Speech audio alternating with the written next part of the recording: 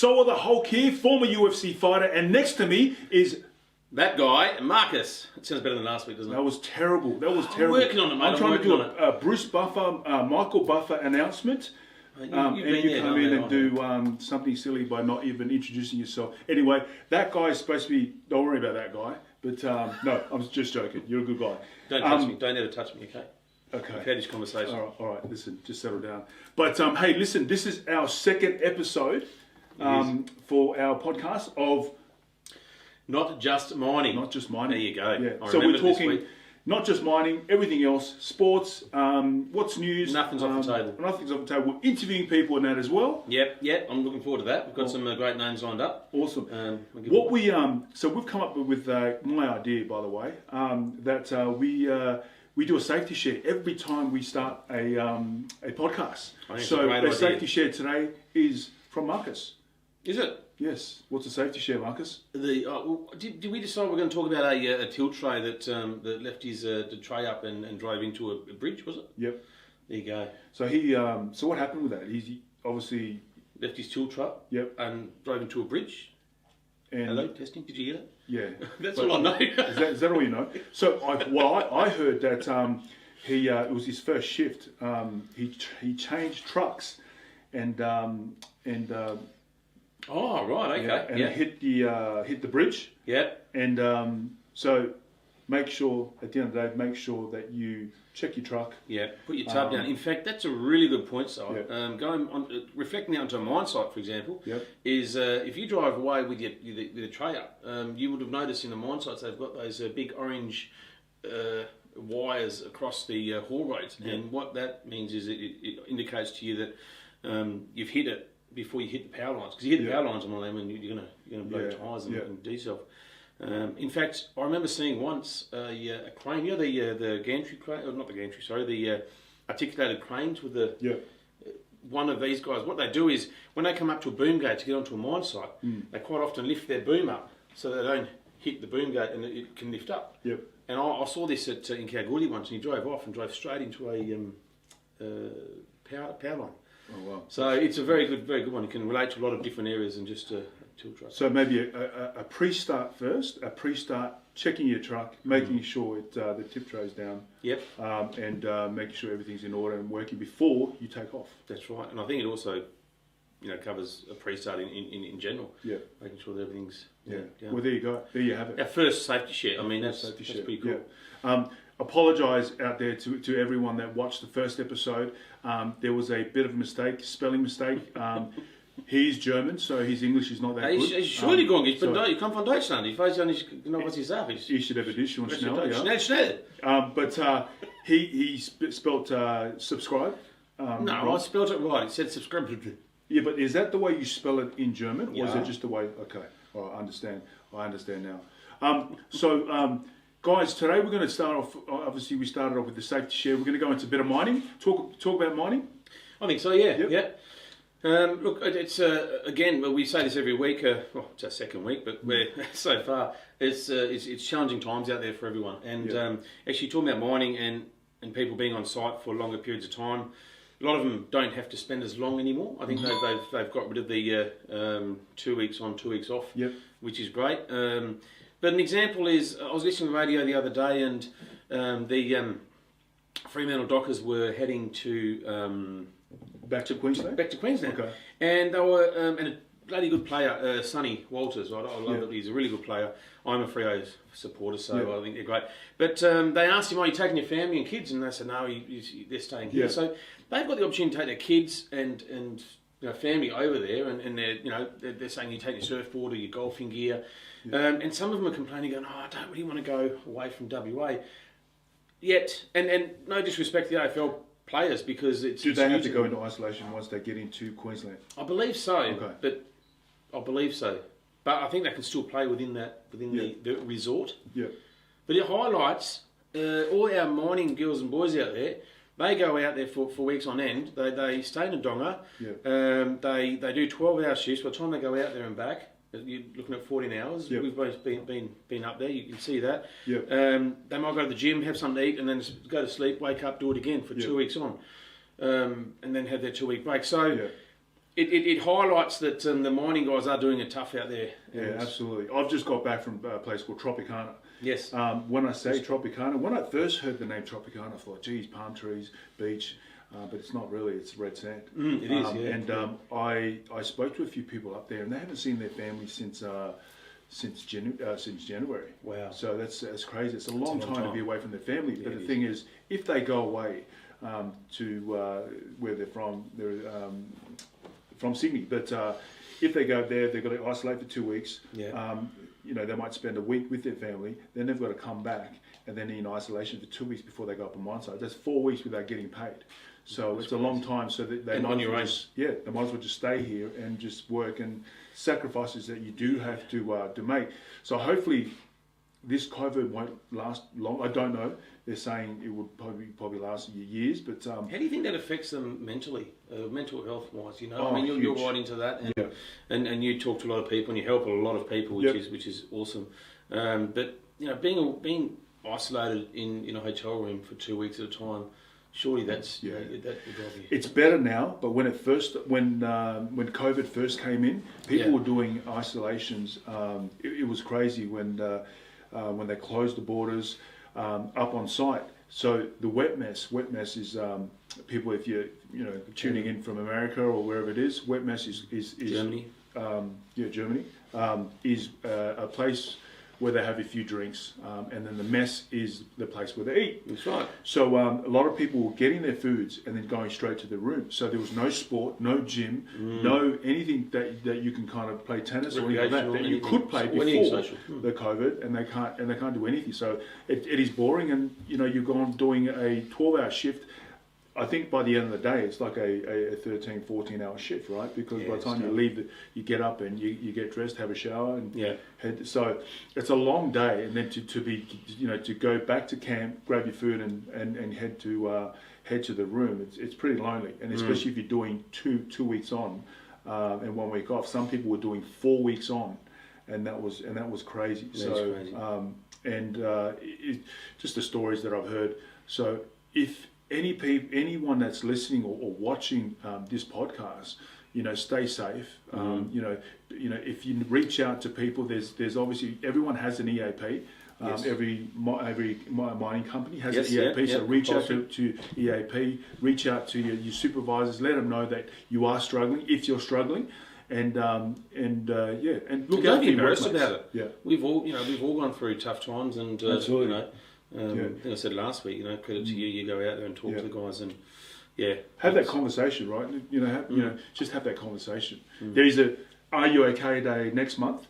Yeah, right. But I think "Are you okay" day is every day. Every day, you should be having that conversation. You ask you. I ask you every day. You do. Marcus, actually, every time I ring you, are you okay?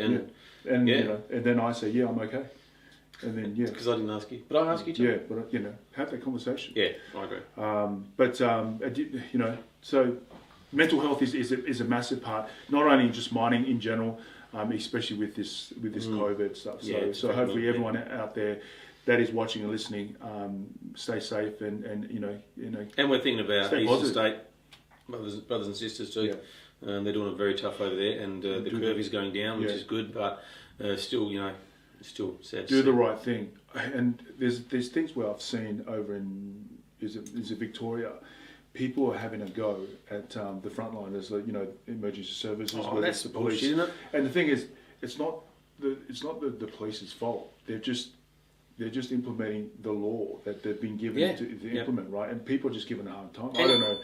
And imagine if these guys weren't there to enforce the law. Yeah. You'd have 5 times as many people dying right now of COVID because people wouldn't. If your phone goes off again, I'm going to choke you out. Yeah. Just Can someone ring me? Because I want to see that.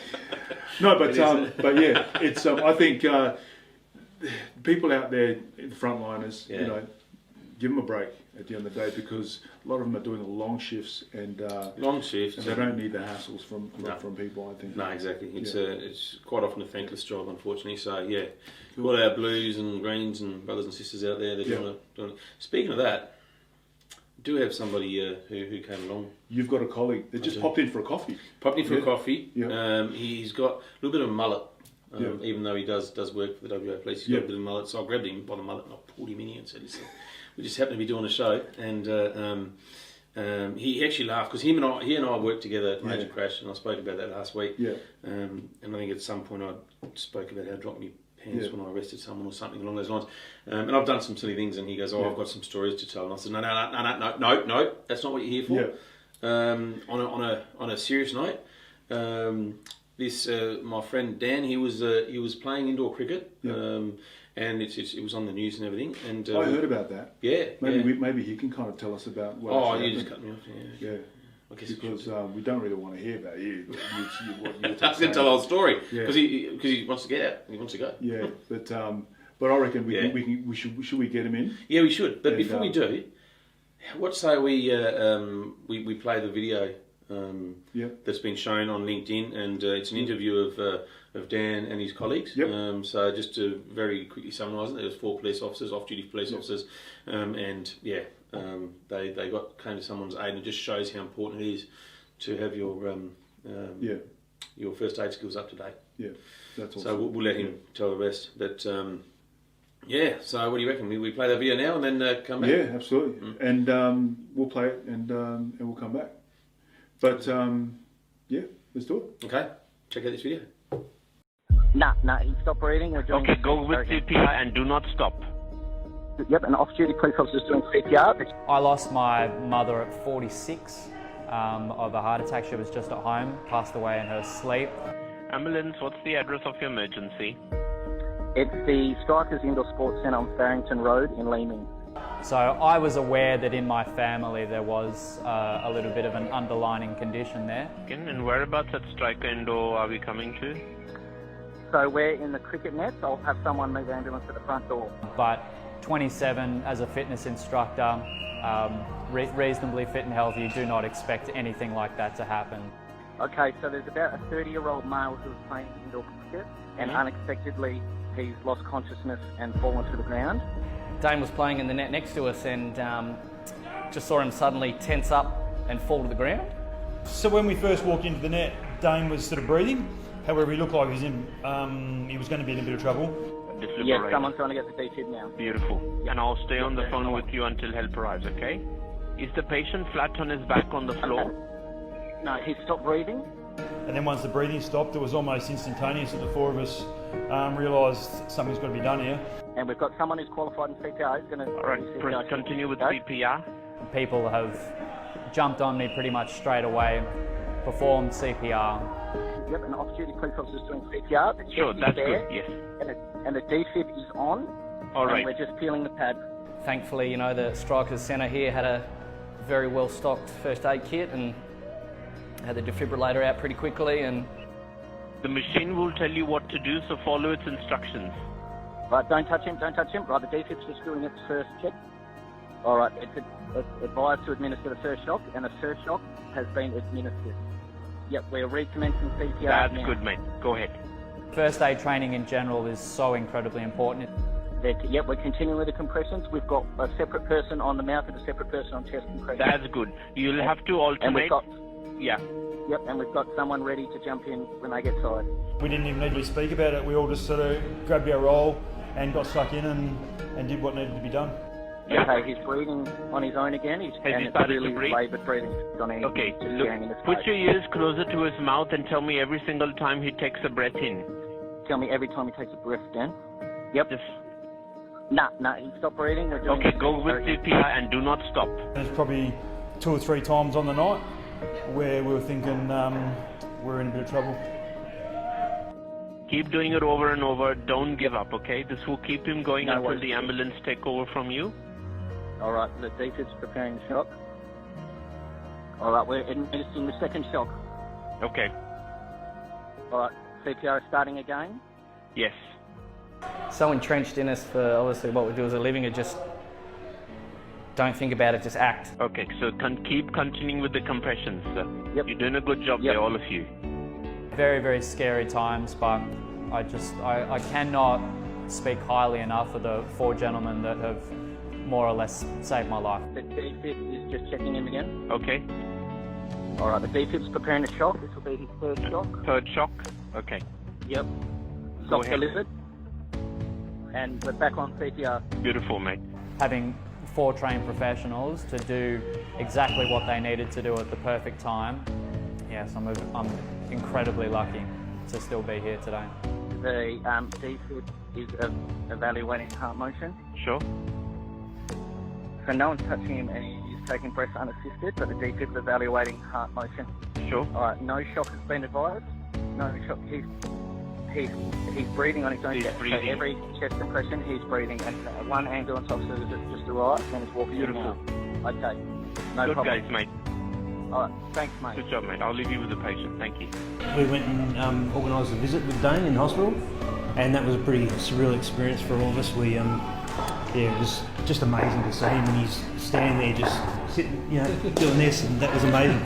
I have my a defib, a ICD defibrillator in there now. It just sits under my skin, just in case something happens from now. I will be a little bit more protected. I won't need any CPR. Thankfully, we got an excellent outcome, and Dane can be with us today. Within a couple of months, maybe I'll be back to normal. I'll be bowling some quick balls very, very soon. So that was full on, wasn't it? Yeah, it was and it full shows, on. it can happen anytime, anywhere. And it was just the guys very lucky that there were 4 competent people there. But on top of that, again, I'm not going to take the story away, but having someone on the other side of that line talking you through things is huge. Yeah. Well, we'll get him after this break. We'll get him in and have a chat to him. But before we go on the break, we're going to play a song. Because we've got copyright stuff that goes on. But we're going to play a song by Josh Turner, Your Man, and then we'll go into a break, and then we'll come back with Dan. Okay. Ready? Let's do it. Okay, play the song. Baby, lock the door and turn the lights down low. Put some music on that's soft and slow. Hey, baby, we ain't got no place to go. I hope you understand. I love it. And that was the song by Josh Turner. Well done. People are going to think, what the hell? I love it. I was on a whole different level there. Okay. We'll see you after the break. Okay. Catch you then. Welcome back, everyone, from the break. Hey, Marcus, yes, how'd you like my singing? Mate, it was beautiful. I'm going to be stuck in my head for the next week. Talking about sponsorship, it'd be good if we got a Colgate sponsorship, because your breath was really strong just then, so that'd be good. Anyway, I'll let you introduce our guest. Thanks for that. Yeah. Just got me there. Is it beer breath? Yes, listen, guys, as promised, a colleague that I used to work with back in the WA Police, and he's still out there working hard. And as we spoke about before, Dan Whitney, I'll introduce him, very good friend of mine. We worked together for quite a few years, and he found himself in a situation playing indoor cricket. Is that right, mate? Yes, thanks for having me. Never dragged you in? No, it was about 8 weeks ago, and we were just playing social indoor cricket. And luckily we play a lot with the other coppers and have a bit of a social life outside of work. And we happened to be just sitting down watching the game, and then saw a guy fall down to the ground. And you've it wasn't me for a change. No, you've seen the video. So we were able to spring into action like you've seen, and that's purely because of our training. Yeah, we get trained once a week, once a year, every year, and I've been in the job for 20 years, and it's the first and only time I've ever had to use it. I don't want to use it again. Is that in first aid or? Yeah. So once a year, every year, you're doing first aid training, which is run by St John. Yeah, and from memory, I don't know if they still do it. We used to have a special senior first aid, didn't we? Because part of it was to help people help pull the prongs out after you've tasered someone. Yeah, that's all part of the training, but and clear people's eyes after you've sprayed them with pepper spray.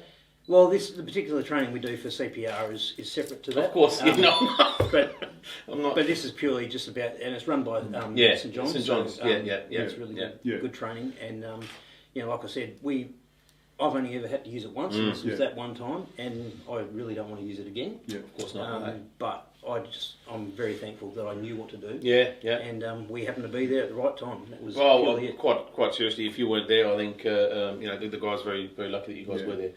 Could have gone the other way. And you also use a defibrillator, I believe. And once again, that's training that we do get as part of our training. I can't recommend them highly enough. They are just fantastic. It tells you what to do. It's right there. You don't have to stress about it. You don't have to think, oh, what do we do? What are we going to do next? It's just there and it works. And we saw it firsthand. How important is having the training for the first aid for people that are watching and listening to the podcast? Well, I was thinking about the best way to describe it, and I would think, imagine if you were there and you didn't have your first aid training, and you were there and somebody was counting on you to save your life, their life. The feeling you would have coming out of that would be horrific, and I never want to have to go through that. And I would encourage anyone in any field whatsoever, because you never know where it's going to happen. I'm a police officer, but I was at indoor cricket with mates, so it happens anywhere at any time. Yeah, for sure. No, it's a great skill to have, and even for family members, you want to make sure that you. So when you were going in that time when it just all happened, is it just was it because you can either drop the ball, in that situation where you just you freeze. Because I've seen some people that do that, like I didn't know what to do because they just froze. They knew they'd done the training, but they obviously is there. At that situation, did you guys think that okay, we need to act quickly, or is it has the being in the police helped you with the training that you've done that you've got to respond quickly? I guess so.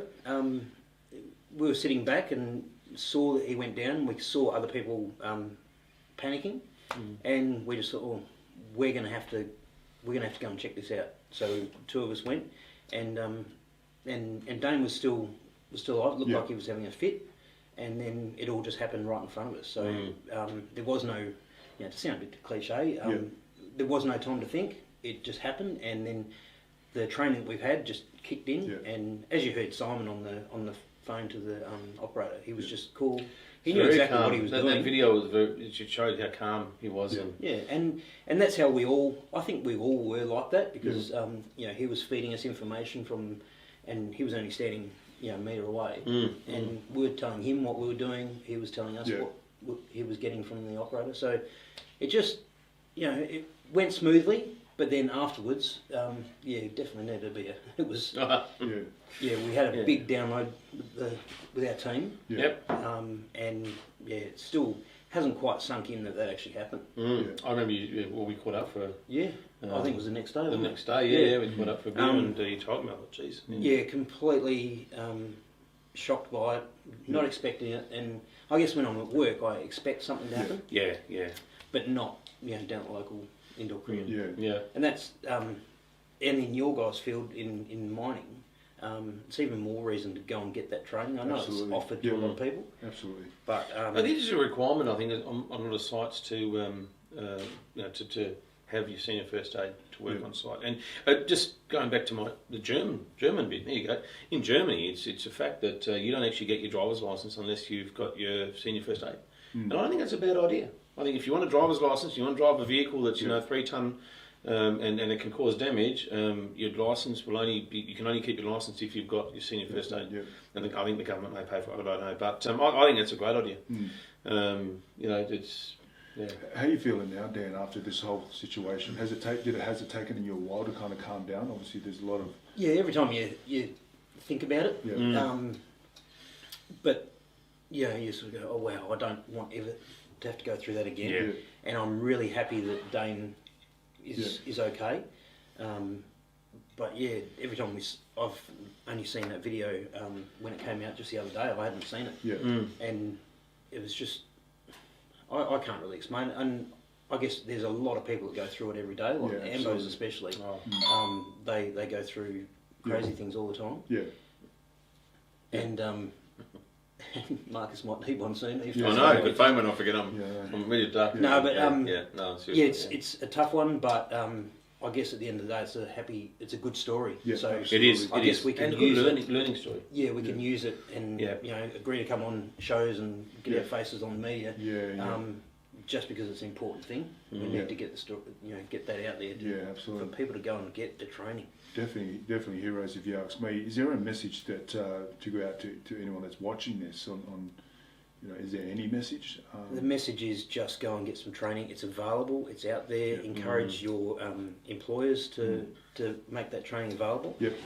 And wherever possible, if you can afford it, get a defibrillator. Yep. Have it on standby, because to be honest, I don't know if we would have saved him without it. Yeah. You gave two shocks according to the video, I think. Yeah, 3. And three, was it? The final one was, and that was such a relief, knowing that the machine told us he's coming back, he's going all right. And that was a good feeling. And then straight after that, we see the airmos, and that was. And see, they weren't too long, were they? They were 4 or 5 minutes. No, and look. It varies. I don't know what time. I thought it took half an hour. But, it was only 14 minutes. Yeah, the length of the phone call was only about 14 minutes. So it was it was quick, but it didn't go quick for me. Well, good work, Dan. Yeah, that's for sure on that. And thanks for coming. I know you only come in for a coffee, so we end up pulling you in here. Coffee or beer? Beer. I don't drink coffee, so beer it is. Yeah. On a funny note, there was a story that a funny story about Marcus falling into a ditch. Yeah, well, I heard your last podcast, and I heard how he said he arrested someone with his pants down. I didn't see that one. Let's just take that out of context. My pants fell down. Well, there's every chance it could have been the other.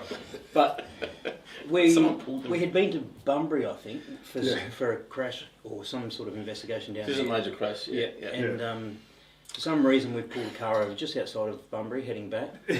And so I've gone to one side of the car, to the driver's side, and Marcus has gone to the other side. And we're going through at the same time. Yeah. And so I leaned down to speak to the driver, and Marcus is on the other window, and then driver gave me his licence, and I look at it, and then I hand it back. It was only about that quick. Yeah. And Marcus was gone. Yeah. I had no idea where he'd gone, so I stood up and I'm looking, and then I see his head pop up. And I've just gone, oh no. Bit of red dust there, wasn't it? And then I've said, what happened to you? He goes, I fell. Down the embankment. So, there was just, to my defence, gravel there was a gravel embankment, about a good 5 metres down. Any other pebbles? Yeah, just one wrong step and poof, off you go. So, but that wasn't the only time he's fallen. It's a habit that he. Our desks were only a little corner apart, and you'd hear a noise and look around. What happened, Marcus? I fell. That guy. I wonder why you're that guy. And then you've got your hat backwards with the... is there a reason why you have this hat backwards with the beanie? Because a lot of people have been saying, mate, this guy... mate, this is just how I wear it. And it's a rapper. Yeah. Mate, I want people to see my eyes. Oh, eyes, yeah. And the sun's not in my eyes. Yeah. Keeps the sun off my back. Yeah. But you know what? The next show, I'm going to bring Colgate for you. Anyway. Do I have bad breath? I'm not going to I just had a beer. Yeah, I know. Oh, well, okay. Maybe it's that, and mixed with German sausages or whatever it is that you're eating. I don't know. You need to sort it out, mate. German sausages. No, but which leads us to the next thing. Yeah, but hey, Dan, thanks for that for coming in, obviously, and sharing your story. I just have one more question for you. I hope you don't mind me asking.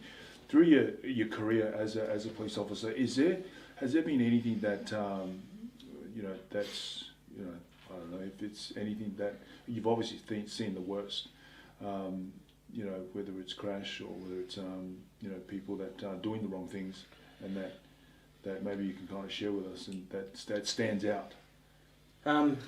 There's plenty. I won't go into anything specific, but like you said, the worst things you can possibly think of, seeing and having to experience.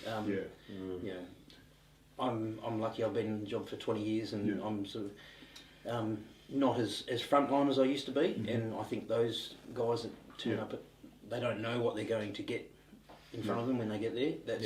But how's that situation different to the situation that happened at Leeming? I would say because you're expecting it. Okay.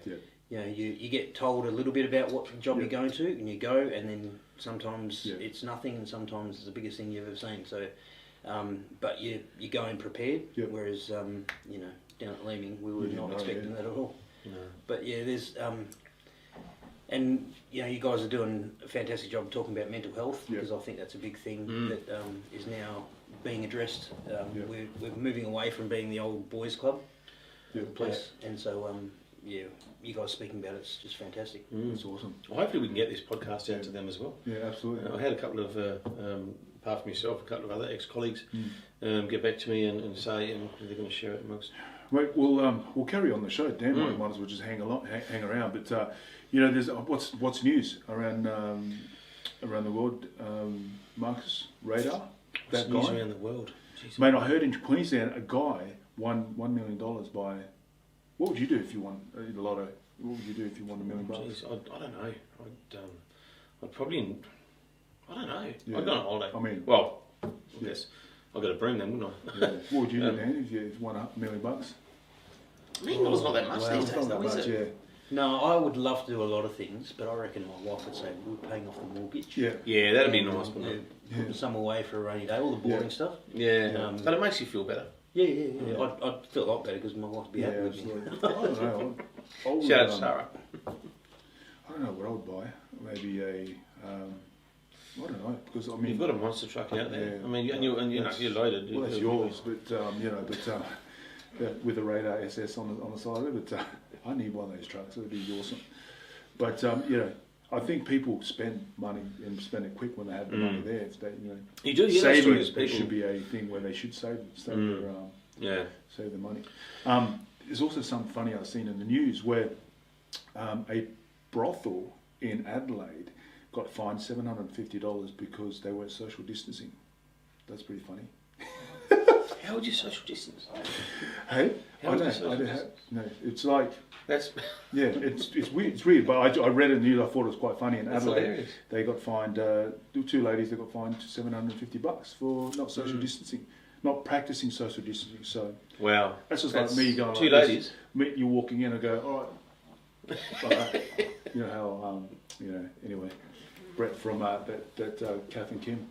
Oh yes, they are good. Yeah. I like the way he dances actually. Yeah. I love Great Aussie Adventures. Yeah. That's awesome. Is that Russell Coit, isn't it? Yep. Yeah. So. But but look, we've so got a how couple long of we minutes got? left. 2 minutes, I think, A mate. couple of minutes. Yeah. I did want to touch base on that Clyde Palmer situation. What do you think? He shits me. Yeah. He's, you know what? Actually, there's a great granddad or a granddad who's said he's going to actually sue him and take him to court, which is great. And I think WA will back him all the way. But it's a big thing to do. Clyde's just is. Yeah. What do you think, Dan? Oh, I'm not going to enter into any political. You're allowed to, are you? But no, I think what's in this sort of time, common sense has to prevail. Yeah. And I don't think there's Should have gone much as of that far. going on. Yeah, absolutely. I think he's just, I mean, geez, I think Mark McGowan's doing a great job. He's excellent. Keep the borders closed, Yeah. because if he opens up, why he wants to open the borders is there's a few things that come back that he wants to promote that chloroform or whatever it's called, and then he's trying to sue the state government. I think with this whole COVID that's happening, I think, come on, Clive. It's crazy. Mate, we've got 30 seconds left before we get cut off. But that was a good. That just flew. Yeah, and that flew. hopefully, hopefully good content, and make sure you share and subscribe. Subscribe. We'll get the spelling right. Yeah. And we've got some things coming up next week. Yeah. The box. What's in the box? So Marcus is going to be doing that. We'll be putting Marcus through that. But thank you for tuning in, guys. Thanks for your likes and shares. Thank you, Dan, for coming in. You're a champion, mate. We'll go to now. Don't touch him again because we're social distancing. Don't touch me again. I'm serious. Don't touch me. See you guys. See you guys. Peace out. Bye.